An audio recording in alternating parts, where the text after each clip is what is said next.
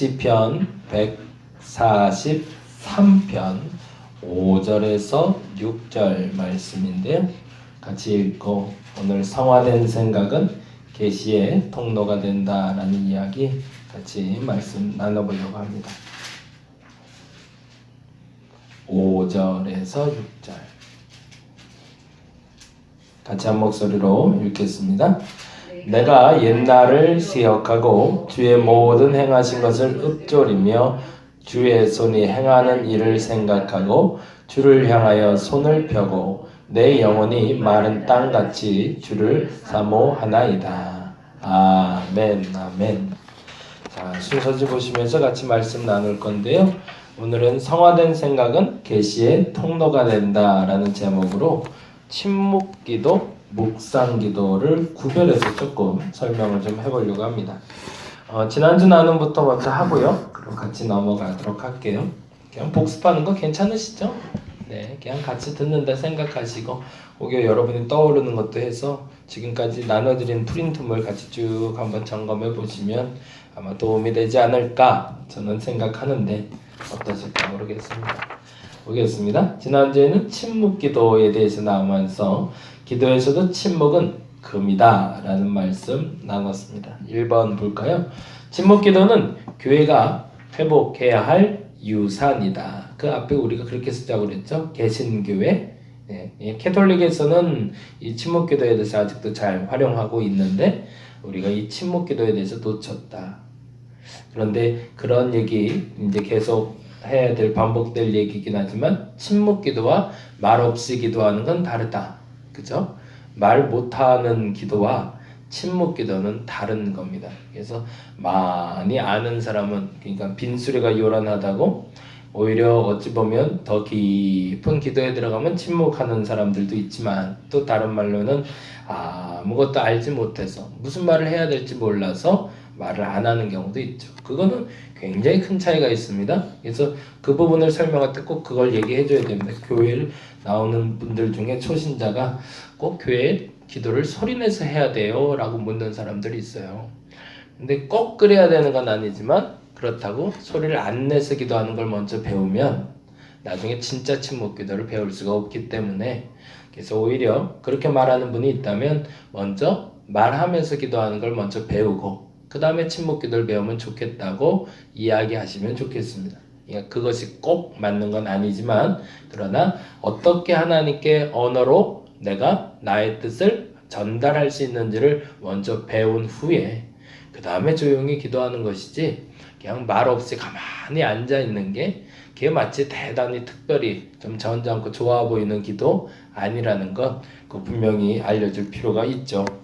상실한 이유는 사실은 크게 세 가지였습니다. 첫째는 실용성. 이 말이 참 중요하죠. 실용적인가? 나의 보내는 시간이 과연 실용적으로 흘러가고 있는가가 중요하죠. 첫째는 실용성, 두 번째는 효용성, 세 번째는 신속성. 이 세 가지가 현대사회에서 가장 중요한 세 가지 요건이 됩니다. 어제 백종원 씨 나오는 TV를 좀 봤는데 저는 백종원 씨가 좋다기보다는 백종원 씨가 하는 그 삶의 패턴이 참 마음에 들어요. 여전히 돈 얘기하는 사람이고 그리고 요식업으로 소위 이제 성공한 사람인데 그 사람이 말하는 기준은 이 세 가지가 부합합니다. 얼마나 실용적인가, 얼마나 효용성이 있는가, 얼마나 신속한가. 대패 삼겹살을 그분이 만들었다고 그러더라고요. 그냥 삼겹살을 구워 먹는데 구워 먹는 시간이 오래 걸리고 근데 이걸 좀 빨리 회전을 했으면 좋겠고 근데 저렴한 가격에 사람들이 빨리빨리 먹게 하는 삼겹살 먹는 방법이 뭘까? 그래서 삼겹살을 얇게 그러니까 돌돌돌돌 말리게 근데 그것도 실수였다고 그러더라고요. 이제 고기 써는 기계를 그것도 돈 주고 사면 아까우니까 내가 썰어야지 이러고 해서 이제 기계를 샀는데 기계를 잘못 샀대요. 그래서 두껍게 써는 기계를 샀어야 되는데 얇게 써는 기계를 사서 실수로 했는데 이게 하면서 얼린 고기가 말리더라고요. 그래서 어떡할까? 그러다가 내놨는데 그게 이제 소위 말해서 아이들 말로 대박이 된 거죠. 그래서 이제 엄청 유명해졌는데 거기에는 세 가지가 들어갑니다. 실용성, 효용성, 신속성. 자본주의 사회를 사는 우리에게 있어서 이 세 가지는 매우 중요한 요소가 됩니다. 그리고 이걸 안 하면 멍청한 거죠. 신속하게 움직이지 않고 신속하게 응답되지 않는 기도를 못하러 해. 사실은 그렇게 얘기하거든요. 그 정도 공들였으면 이제는 답을 얻어야겠다. 근데 교회의 기도는 그게 아니라는 거죠. 오히려 이것과 반대로 가야 되는 것이 맞다라는 얘기죠. 그래서 우리는 침묵 기도를 회복해야 합니다. 두 번째, 말 없는 사귐이 말의 사귐보다 훨씬 깊고 진하다. 그 옆에는 이렇게 적으면 되겠죠. 요청이 아니라 사귐이기 때문이다. 요청할 땐 역시 신속하고 효용하고 실용성 있게 요청을 해야 됩니다. 나 밥이 필요해, 떡이 필요해, 나 돈이 필요해. 그 말을 얼마나 명료하게 설명하냐고 굉장히 중요하겠죠. 근데 그 돈이 필요해, 뭐가 필요해 라고 말하기 전에 그 사람에게 줄 수 있게끔 만드는 게 더 깊은 거죠. 아이들이 말하지 않아도 아이들의 움직임만 봐도 애가 지금 똥을 싼 건지 배고픈 건지 아이들의 울음소리 하나만 들어도 반응을 할 수 있습니다. 그건 아이가 말을 했기 때문에 아니라 아이들과 사귐이 시작됐기 때문이죠. 관계가 형성이 됐고 필요를 알기 때문에 채우는 건데 궁극적으로 가장 중요한 건 내가 하나님과 가까이 하면서 하나님이 내가 먼저 말하기 전에 그 필요를 아시고 채워주시는 은총을 경험하고 사는 것이 진짜 기도여야겠죠. 세 번째, 영성이 성장함에 따라 말은 줄어들게 마련이다. 이거 굉장히 중요한 단어죠. 영성이 성장함에 따라, 영성이라는 단어를 이제 나중에 한번 정리를 좀 다시 한번 해야 되는데, 영성이라고 할 때 영성을 하나님과의 친밀도라고 얘기합니다. 하나님과의 친밀도. 하나님과 이 사람이 얼마나 가까운가. 그럼 영성이 깊다라는 얘기는 기도 시간이 얼마나 많으냐, 성경을 얼마나 많이 아느냐, 왜? 성경을 많이 알아서 하나님과 얼마나 친밀한가, 기도를 얼마나 많이 해서 하나님과 친밀한가를 보는 거니까. 영성이 성장한다는 건 하나님과 좀 더 가까워지면 질수록 말은 줄어들기 마련이라는 거죠. 당연히. 그렇죠? 말은 어느 정도까지는 의사소통을 돕지만 오히려 장애물이 되기 시작합니다. 그래서 집안이 항상 수다스럽지는 않아요. 어느 순간 보면 우리 윤건사님 아시겠지만 대화 많이 안 하잖아요. 그렇죠? 그래도 부부가 알아요. 이맘때는 같이 밥 먹어야 되면 주방으로 모이고 자야 되면 알아서 흩어지고 알아서 각자 생활을 해요. 근데 생활을 하는데 한 가지 더 아는 건 있어요. 지금 저 사람을 괴롭히면 안 된다. 저 사람을 지금 좀 귀찮게 해야 된다는 걸 서로 알아요. 그래서 내가 걸레 들고 나오면 저 사람도 알아서 뭐 쓰레받이 들고 나오고 뭐 이렇게 말하지 않아도 움직이는 관계가 되는 게 부부관계가 오히려 깊어진 거죠. 근데 거기에 이제 내가 그걸 하고 있는데 안 움직여지면 짜증나기 시작하고 화나기 시작하는 것처럼 마찬가지로 하나님과의 관계도 계속 그렇다는 거죠. 그 관계가 깊어지면 하나님이 원하지 않아도 이쯤 되면 내가 이걸 해야 되는구나 아는 거고, 그래서 움직여줄 때 하나님도 기쁘게 움직일 수가 있는 거죠. 그래서 서로 간에 그 보조 역할을 감당하게 되면 그 후로는 하나님이 더 큰 일로 나와 함께 일하실 수가 있겠죠. 근데 이 사고는 사실은 감리교회에서만 효용되는 사고입니다. 그러니까 하나님과 동역한다라는 표현을 쓰거든요. 근데 장로교에서는 이 표현을 잘 안 쓰시더라고요. 절대 인간은 아무것도 할 수 없는 존재야. 그래서 이 부분에서 이제 교리적인 얘기를 하게 되면 조금 부딪히기도 해요. 그래서 신인협력설이라고 얘기를 해요. 신인협력설. 하나님과 사람이 함께 해야 된다. 근데 말도 안 되는 소리. 사람이 뭘 할 줄 알다고 하나님 하나대로 쫓아가기만 하면 되지 그러는데 그게 아니라 하나님은 우리에게 특별한 은혜를 주셔서 같이 협력해 갈 수 있도록 하셨다. 이건 이제 감리교적인 사고이기도 합니다. 그거는 교리지 진리는 아닙니다. 그거 구분하셔야 돼요. 진리는 아니라는 말은 틀릴 수도 있고 맞을 수도 있다는 겁니다. 교리라는 건 사람이 하나님을 믿는 그 경로에 따라서 정해놓은 규칙이지 그게 진리는 아니다. 진리는 예수 그리스도밖에 없습니다. 그 다음 갈까요? 말은 어느 정도까지는 의사소통을 돕지만 오히려 장애물이 됩니다. 그래서 자꾸 제거해야 됩니다.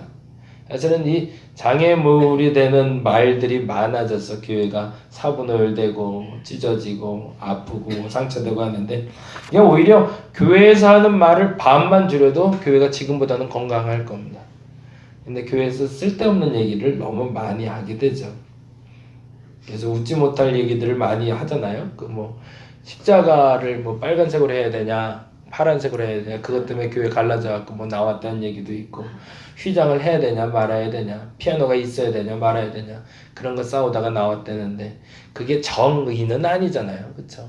아까 말한 대로 그건 진리는 아니니까 서로 조금씩만 더 양보하면 좋을 걸 그걸 못합니다. 근데 그거는 영성이 얕다는 얘기죠. 교회가 이미 거기에 집중되고 있다면 영성이 얕다는 겁니다. 네 번째, 침묵 기도는 그래서 마음의 침묵에 이르러 하나님과 교제하는 것을 목표로 한다. 그것을 영적 조명, 그거를 한 단어로 하면 영성이죠. 영성. 침묵 기도가 중요한 이유는 어느 시점에 이 침묵으로 들어가게 하시거든요. 그러면서 그 영성이 깊어지게 됩니다. 그러면은 정말로 꿈꾸듯이 하나님과 여행을 출발합니다. 영적인 출발을 해보신 분들 아실 테지만 너무너무 좋거든요. 거기서 빠져나오기 싫을 정도로 정말로 귀한 영적 여정이 시작이 되는데, 그 얘기는 조금 더 우리가 깊은 얘기를 나눌 수 있는 상황이 되거나 그때가 됐을 때 한번 나누도록 하겠습니다. 너무너무 재밌는 일들이 많거든요. 다섯 번째, 침묵 기도는 성령의 중보를 의지하는 기도다. 그래서 이 순간부터는 내가 하지 않고 하나님의 의도를 파악하러 가는 거죠.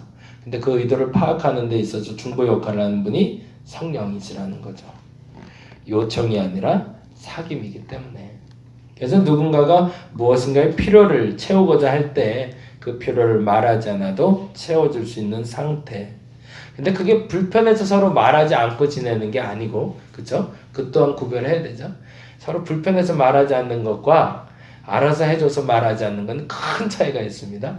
상태는 똑같아 보이지만 완전 상황이 다른 거죠. 그렇죠?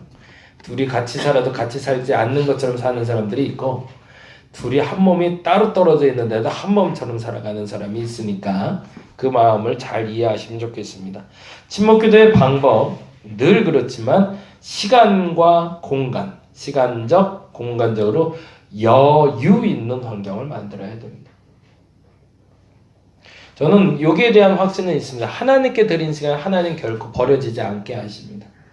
기도를 3시간을 하고 4시간을 해서 공부를 못했다는 건 다 거짓말입니다. 진짜 기도를 3-4시간 했으면 하나님 그 짧은 시간에 더 집중하게 만드실 겁니다. 보지 않아야 될 것도 보게 만드시더라고요. 제가 이건 간증이 있어요. 제가 고3 때까지도 매일 하루에 최소한 1시간씩 성경을 봤거든요. 도서관에 앉아서.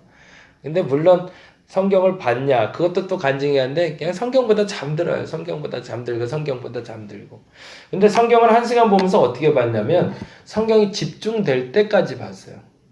그게 제 공부 방법이었어요. 성경을 처음 한 장 보면 저는 그게 좀 둔한 사람이라 한 번에 확 몰입이 안 되더라고요. 근데 1시간 정도 보게 되면 성경이 재밌어지기 시작해서 확 몰입이 돼요. 그래서 내 정신도 내 마음도 하나로 쭉 집중되는 마음이 생기더라고요. 그러면 그때 공부를 하면 3시간 공부하는 양보다 1시간 공부하는 양이 훨씬 더 집중도 있게 공부가 되더라고요. 그러니까 주변에, 저는 공부 습관이 어떻게 되냐면, 뭐 혹시 이제 나중에 보시면 알겠지만 지금 이 강단도요, 위치가 정확하게 결정되어 있어야 돼요. 그러니까 아이패드는 여기 놓여 있어야 되고, 성경은 여기 있어야 되고요, 일정표 여기 있어야 되고, 그리고 강의록은 여기 있어야 되고, 핸드폰 여기 있어야 돼요. 이게 위치가 이렇게 설정되어 있지 않으면 설교를 못 해요. 근데 제 책상도 마찬가지. 그러니까 그 위치 잡는 시간이 꽤 걸려요. 근데 요게 완성이 되면 그때부터 말이 나오거든요. 근데 그 기간이 필요하더라고요. 근데 그 기간을 전 성경 읽으면서 시간을 보냈어요. 근데 정말 감사한 건 그 기간을 성경을 읽는 동안, 그 시간 동안 공부를 안 했다고 해서 그 시간이 버려지지가 않더라고요. 저는 그래서 그 확신이 있습니다. 진짜 기도하고 싶고 진짜 하나님을 친밀하게 만나는 사람들은 똑같은 인생의 시간을 주셨지만 곱으로 살게 하실 겁니다. 정말로 귀한 시간을 살게 하세요. 그러니까 한 사람이 해야 할 일을 한 사람이 다 감당하는 사람도 있고 100사람이 해야 할 일을 한 사람이 감당하는 사람이 있어요. 그걸 우리는 영웅, 위인이라고 얘기하는데 그렇게 살도록 하나님 만들어 주십니다. 제가 개인적으로 그래서 그렇게 말하고 다니는 게 뭐냐면 예수님은 2,000명, 2만 명이 해야 될 일, 정확히 말하면 2,000년 동안 사람이 해야 할 일을 한순간에 하신 분이거든요. 그게 어떻게 가능했냐는 거죠. 그만큼 하나님께 친밀했기 때문에. 2,000년 동안 변하지 않고 그 진리가 한결같이 유지될 수 있는 존재는 아무도 없습니다. 그게 가능한 이유는 그만큼 하나님께 집중도가 있었기 때문이라는 거죠. 그러니까 똑같이 그래서 우리 박 집사님께도 제가 이제 이거 길어지는데 지금 쉬시라고 말씀드린 이유는 거기에 더 중요성을 주시면 좋겠어요. 그게 전혀 하는 문제가 안 됩니다. 지금 내 몸이 쉬라는 얘기라 내 몸이 쉬면서 주님 안에 안식하시라는 얘기예요. 근데 그 안식이 충분히 나를 컨트롤할 수 있는 시간을 확보해 놓게 된다는 겁니다. 나중에 내가 난 늙어서 이거 못할 텐데 걱정 안 하셔도 돼요. 그 이상으로 하나님 일하게 하세요. 충분히. 근데 그 쉬는 시간 동안 내가 하나님과 함께하는 시간이 과거의 시간하고 똑같았다면 그 이후 시간도 어찌 보면 비슷하게 흘러갈 겁니다. 근데 쉴 때 아예 탁 놔버리고 하나님과 깊이 들어가게 되면 그 깊이 들어가는 시간 동안 하나님 집약해서 살아갈 수 있는 엑기스를 내게 주신다는 거예요. 그래서 지난번 말씀드린 얽힌 실타래를 풀 때도 어떤 실타래를 잡아야 빨리 푸는지 알 수 있는 지혜를 주시고요. 그게 뭐 있어서 하는 얘기지만 우리 윤건사님이 그런 지혜가 있으셔서 참 좋아요. 근데 기도하면 보이거든요. 내가 지금 뭘 해야 될지가 보여요.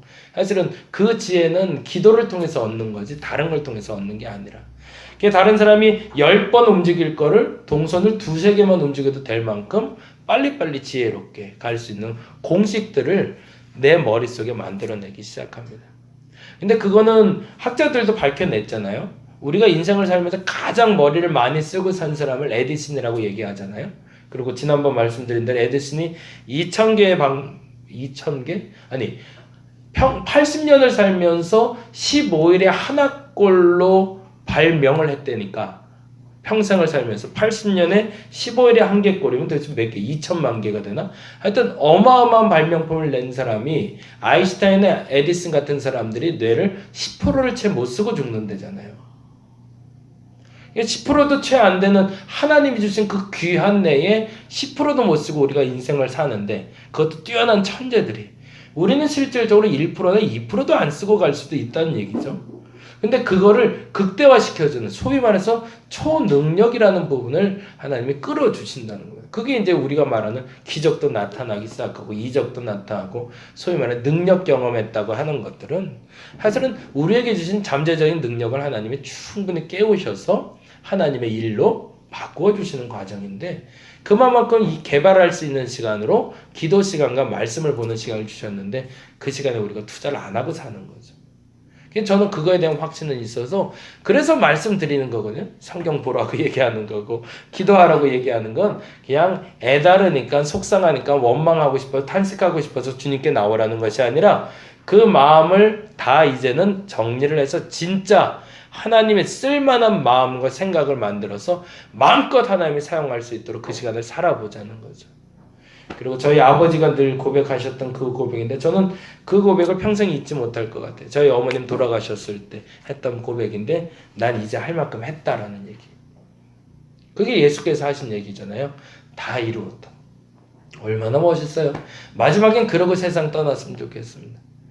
딱 끝날 때 밥숟가락 딱 넣어서 이제 다 살았다. 그러고서 그날 이제 딱 잠들었는데 일어나 보니까 천국이면 아우 세상 좋을 것 같아요.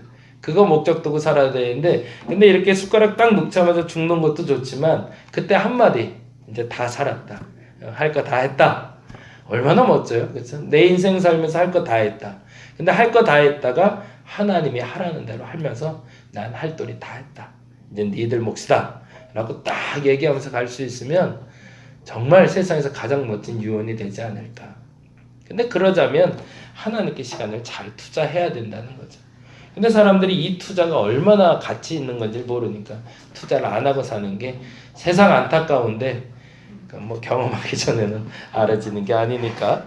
그래서 그 부분들 계속 말씀드리고 있는 겁니다. 그래서 성경 봐야 되고 기도해야 되고 그래서 전도해야 되는 거고 예배 드려야 되는 건데 그 코스에 대해서 한 번 더 지금 이 수레바퀴가 한번 돌면 한 2, 3년 후에 제가 조금 다른 설교로 똑같은 얘기를 할 거예요. 예, 제가 알고 있는 한 최대한의 하나님의 신앙의 깊이를 여러분께 마음껏 좀 전달해 드릴 테니까 여러분도 흡수되는 만큼 받으시고 토해낼 거면 토해내시고 그래서 그 다음 과정으로 갈 수 있는 교회로 그래서 하나님이 원하시는 교회로 갔으면 좋겠습니다. 예, 시간적으로 공간적으로 여유 있는 환경이 그래서 필요합니다. 근데 이 여유 있다는 것은 단지 공백기가 많아야 된다는 것이 아니라 하나님으로 채워야 된다는 거죠. 똑같은 24시간 중에 하나님으로 채워주는 시간이 얼마큼인가? 내 공간 중에 하나님이 들어올 수 있는 영역이 과연 얼마큼인가? 이걸 끊임없이 고민하라는 겁니다. 그래서 나의 집, 나의 교회, 그리고 나의 시간 24시간 중에 잠자는 시간, 깨어있는 시간 중에 얼마나 하나님께 여유 공간을 드리고 있는가? 그 공간만큼 우리는 더 가치 있게 살게 될 겁니다. 그리고 두 번째, 마음을 하나님께 집중하라. 그게 하나님께 집약된 시간을 얻어낼 수 있는 시간인 거죠. 세 번째, 집중의 침묵에서 열린 침묵으로 나아가라. 공백을 만들어내라는 겁니다. 내가 침묵하는 동안은 뭐 하는 거냐면 비우는 거죠. 내가 할 말을 비워서 하나님의 말을 채울 수 있는 공간을 확보하는 건데 그래서 집중의 침묵에서 열린 침묵으로 내가 집중해서 그 문을 확 열어놓고 하나님 마음껏 허락하십시오라고 확 하나님이 들어오셔도 걱정하지 않고 확 받아들일 수 있는 준비 그 준비가 되어 있어야 된다는 거죠. 파도 치는 것만 봐도 기분이 좋잖아요. 그래서 파도가 이렇게 앞으로 쫙 올릴 때 뒤로 갔다가 왔다가 애들이 그것만 해도 한 30분을 놀더라고요. 예, 바닷가 가면 하나님과 그 놀이를 하시면 좋겠습니다. 밀물이 들어올 때와 썰물이 들어올 때를 알고 뒤로 빠져야 될 때와 지금 들어갈 때를 알면 그 기도는 더 깊어질 겁니다. 침묵기도의 열매 지금 말씀드린 게 잘 이렇게 소화가 되시면 다음 과정으로 충분히 하나님이 인도해 주실 겁니다. 잘 찾아가시기 바랍니다. 침묵기도의 열매 하나님의 현존에 대한 확신이 드는 거죠. 아 하나님 정말 가까이 계시구나. 오늘 새벽에도 얘기했는데 하나님이 너무 커서 안 보여요. 그분을 본다는 건 거짓말입니다. 그분을 봤다는 것도 거짓말이고 이미 그분을 봤다라고 말하는 사람들은 대부분의 거짓말쟁이라고 보시면 되고 그분을 봤다 솔직히 말하면 옷자락 보는 게 모세가 최고잖아요. 옷자락 그걸 옷자락이라고 표현한 것이지 옷자락인지 실을 한노라는지 누가 알아요? 아무도 몰라요. 하나님 볼 수 없습니다. 근데 정말 감사한 건 그 큰 분이 나를 보고 있다는 거예요. 그 큰 분이. 그래서 오늘 새벽에 말씀드린 것처럼 소자에게 냉수 한 사발 준 것도 하나님 지켜보고 계시다는 거죠. 그리고 제 의인이야 라고 얘기해주고 싶다는 거예요. 그게 뭐 대단하다고. 물 한 잔 줬는데. 우리 교회 오실 때마다 택배 하시는 분들 꼭 음료수 한 잔씩은 꼭 드리려고 애를 쓰는데 그게 얼마라고, 그게 얼마나 대단하다고. 근데 하나님은 한순간도 놓치지 않고 나의 의로움을 발견하려고 애쓰신다는 거죠. 왜? 그 의로움으로 이 사람이 의인이다. 이 사람 내 사람이다라고 하나님 증명하고 싶어서 억지로라도 쥐어짜서라도 뭐라도 발견하려고. 그 크신 분이 이 작고 작은 나를 바라보고 계시다는 걸 믿는다면 그 현존을 느낀다면 그것처럼 행복한 건 없는 거죠. 근데 그게 언제 시작되냐면 말을 멈춤에서 말이 막힘으로. 그러니 그때 하나님을 경험하면 눈물 나도록 감사한 거죠. 내가 냉수 한 그릇 딱 줬는데 그때 하나님이 내가 너를 보고 있다 라고 한마디 얘기하시면 그거는 뭐 말도 못할 이거를 어떻게 표현해야 되나 그게 이제 말이 막힌다는 표현이 되는 거죠. 그 후에 일어나는 일이 있는데 재밌는데 말이 막혀서 먹먹해진 상태가 되면 마음이 치유되기 시작합니다. 내 마음에 그 애절했던 것이 다 사그라들기 시작하고 막혔던 담이 뚫리기 시작하고 그러면서 릴렉스 상태라고 그러죠. 이완 상태로 몸이 확 들어갑니다. 그래서 기도가 깊이 들어가게 되면 몸이 굳어지지 않아요. 근데 기도를 자기 의지로 하는 사람들은 몸이 굳어져요. 그래서 기도하는 분들 보면 저분이 자기 의지로 하는구나 하나님께 맡겼구나 사실은 보여요. 몸만 봐도 보여요. 몸이 평온해져요. 사실 어느 시점에 정말 다 내려놨기 때문에 고요한 그 쉼의 상태로 들어가는데 그때 몸도 마음도 치유되고 하나님을 경험하게 된다는 거죠. 그걸 우리는 영적 상태라고 얘기하는 거죠. 그 영적 상태가 사실은 침묵기도 상태가 됩니다. 방언기도를 왜 하냐고 그러는데 방언기도는 과정입니다. 가는 길입니다. 방언기도가 깊어지면요 하나님 그 기도를 막아버리세요. 막힌 기도가 돼요. 그래서 먹먹한 상태가 되게 하시면서 침묵 가운데 깊이 들어가게 하세요. 그건 제가 이제 교회 개척할 때 얼마 안 돼서도 얘기했던 건데 그땐 그분들이 알아들을 거라 생각했는데 알아들으셨겠죠. 더 깊어지면 점점 더 깊어지면 정말 무아의 상태로 깊이 들어가서 그 안에 계시는 하나님의 심연에 계시는 하나님을 경험하게 됩니다. 그 경험을 위해서 그래서 시간을 좀 여유롭게 쓰실 필요가 있어요.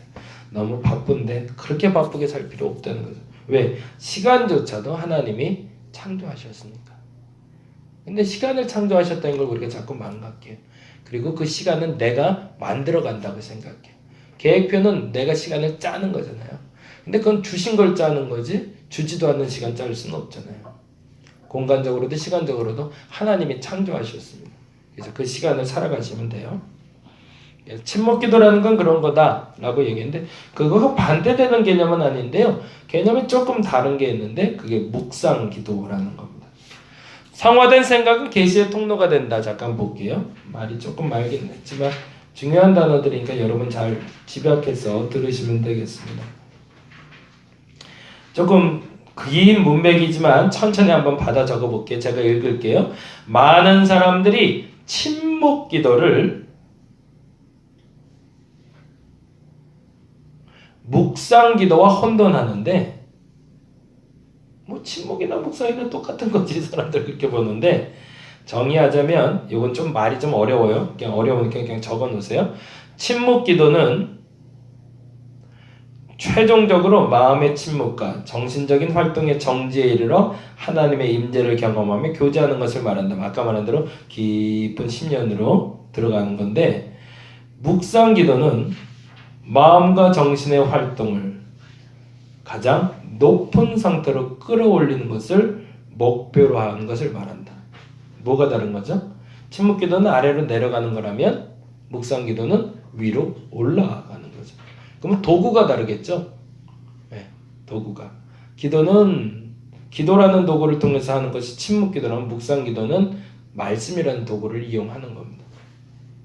이걸 조금 더 쉽게 표현하자면 묵상기도의 강조점은 생각에 있습니다.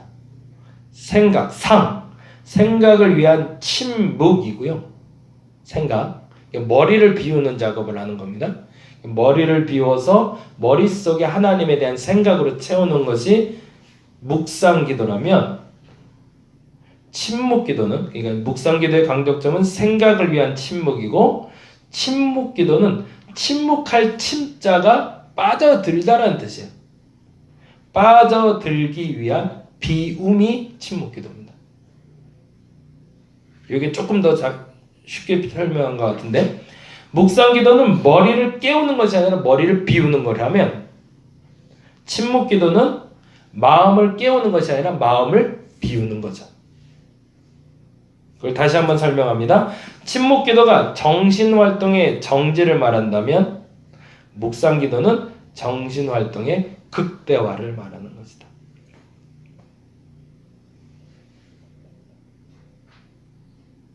이 얘기는 뭐 다음 주에 조금 더 반복하면서 좀 더 쉽게 설명할 수 있는 방법을 저도 좀 찾아보도록 하겠습니다. 이게 조금 쉽게 설명하면 침묵기도는 다른 도구가 아니라 기도라는 도구로 하나님께 나아가는 것이라면 묵상기도는 말씀이라는 도구를 통해서 말 없이 하나님께 나아가는 겁니다. 침묵기도는 말 없이 기도라는 통로를 통해서 나아가는 것이고 묵상기도는 말씀이라는 통로를 통해서 나아가는 겁니다. 그러니까 침묵기도 같은 경우는 계속 앉아있는 시간이 굉장히 중요하겠지만 그러면 묵상기도는 뭐가 그럴까요? 말씀을 계속 되새김하는 시간이 제일 중요하겠죠. 그래서 묵상기도는 하나님과 함께 생각하는 겁니다. 뜻을 묻는 거죠. 하나님 어떻게 할까요? 지금 그만할까요? 계속 할까요? 뭐 그런 거 밥을 먹을까요? 말까요? 뭐 이런 거부터 시작해서 그런 걸 하나님께 묻고 하나님과 함께 생각하는 겁니다. 묵상 기도는 두 번째 기독교 전통 중에 이게 조금 어려운데 영어가 아니라 이걸 뭐라고 해야 되나? 헬라어라고 해야 되나? 렉시오 디비나라고 부릅니다. 렉시오 디비나 라는 형태로 전에 왔습니다. 구전되고 전래돼서 수도원 전통으로 남아 있었습니다. 렉시오 디비나. 그래서 관상기도라는 단어로 요즘 또 많이 사용되기도 하죠. 요즘 약식으로는 큐티라고 적었습니다. 큐티라는 형태로 전해지고 있습니다. 이게 큐티의 가장 그 기본이 그거잖아요. 말씀 읽기, 묵상하기, 적용. 말씀 읽기, 묵상하기, 적용 이렇게 되는데 그거를 크게 네 가지로 여기는 이제 거기 원어로 하면 이걸 라틴어가 맞는 것 같은데 렉시오, 메디타치오, 오라치오, 콘템플라치오라고 부릅니다. 그래서 이 네 가지 단계가 있는데 이거는 다음 주에 조금 더 설명을 좀 드리도록 하겠습니다. 그냥 간단히 말씀드리면 말씀 읽기, 말씀 묵상하기, 말씀 적용하기 순으로 가는 겁니다. 그리고 그 적용하는 순간에 침묵으로 들어가는 거기 때문에 묵상 기도라고 얘기하는데 렉시오, 메디타치오, 오라치오, 콘템플라치오라는 단어는 다음 주에 제가 조금 더 설명드리도록 하겠습니다. 그냥 그렇게 해놓으시고 다음 주에 보면 좋겠어요. 세 번째, 묵상의 도구는 다음과 같다. 묵상의 도구는 가장 기본이 되는 베이스는 성경 말씀입니다. 그래서 말씀을 매일 이렇게 한 장씩 혹은 세 장씩, 10장씩 정해진 본문을 읽으면서 하나님의 말씀을 들으려고 노력하는 생각을 깨우는 겁니다. 두 번째는 하나님의 역사. 무엇인가 사건을 경험했잖아요. 그렇죠? 갑자기 뜬금없이 그 예전에 제가 전라도에 있을 때 우리 친구 하나 초등학교 6학년 친구 하나가 있었는데 그 친구가 이제 머리가 커지니까 반항을 시작하더라고요. 제가 항상 주일 예배, 수요 예배 그리고 주일 오후까지 꼭 나오게 했거든요.